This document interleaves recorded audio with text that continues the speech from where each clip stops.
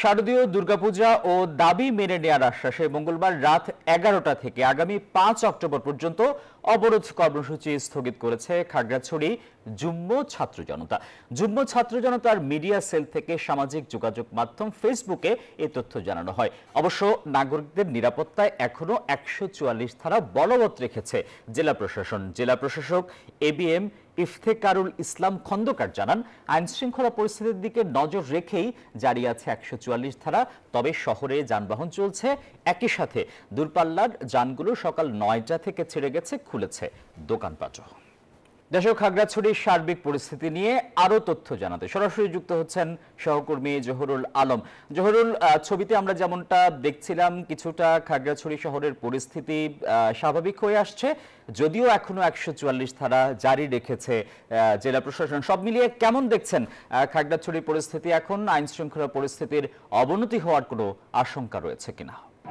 ধন্যবাদ আসিফ আপনাকে।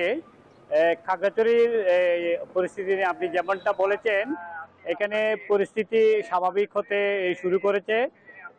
বিশেষ করে যুগ্ম ছাত্র জনতা তারা যে অবরোধ ডেকেছিল তা গতকাল রাত 11টা থেকে আগামী 5 আগস্ট পর্যন্ত স্থগিত করায় এখানে যানবাহনগুলো চলাচল শুরু করেছে। বিশেষ করে ঢাকা, চট্টগ্রাম, ফেনী, কুমিল্লা সহ দূরপাল্লার সকল প্রকার যাত্রীবাহী যানবাহন এবং পণ্যবাহী যে ট্রাকগুলো আছে সবকিছুই চলাচল করেছে।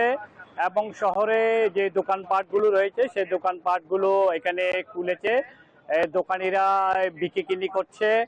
পাশাপাশি আপনার সাজেক সহ যে এখানে যে পর্যটন স্পটগুলো রয়েছে সেখানে যেসব পর্যটক এসেছে তারা যানবাহন যোগে সেইসব পর্যটন এলাকাগুলোতে ঘুরতে যাচ্ছে। তবে দীর্ঘদিন বন্ধ থাকার কারণে, বিশেষ করে অবরোধ থাকার কারণে তারা হয়তো নানাভাবে আটকা পড়েছিল, কিন্তু এখন সেটা না থাকায় তারা আবার পুনরায় তাদের পর্যটন স্পটগুলোতে ঘুরে যাচ্ছে। শান্তি পরিবহনের মালিক গ্রুপের যিনি আছেন সাধারণ সম্পাদক, তিনি আমাদেরকে জানিয়েছেন সকাল থেকেই যানবাহনগুলো তাদের ছেড়েছে এবং ঢাকা, চট্টগ্রাম থেকেও তাদের যানবাহনগুলো খাগড়াছড়ি এসে পৌঁছেছে। এবং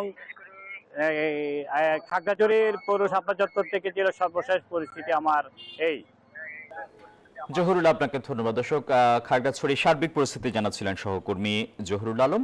বান্ডেল থাকলে প্রতি সেনমানিতে টাকা বাঁচবে। বিকাশ সেনমানি বান্ডেল কিনে জিতুন প্রতি লেনদেনে।